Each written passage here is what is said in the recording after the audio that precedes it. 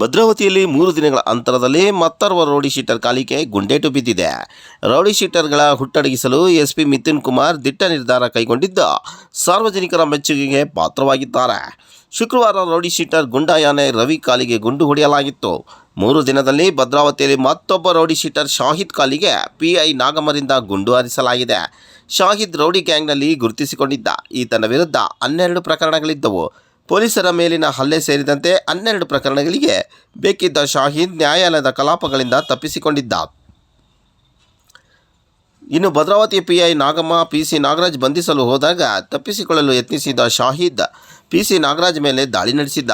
ನಾಗಮ್ಮನವರ ಎಚ್ಚರಿಕೆಯ ನಡುವೆಯೂ ನಾಗರಾಜ್ ಮೇಲೆ ಹಲ್ಲೆ ಮಾಡಿದ್ದು, ಈ ವೇಳೆ ಆತ್ಮರಕ್ಷಣೆಗಾಗಿ ಫೈರಿಂಗ್ ಮಾಡಲಾಗಿದೆ.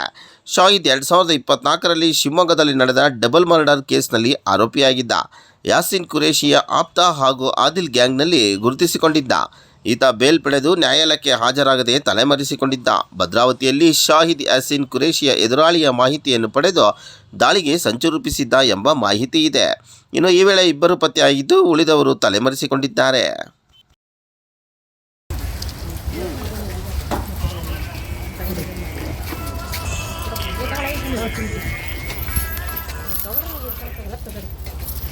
ಸರಿ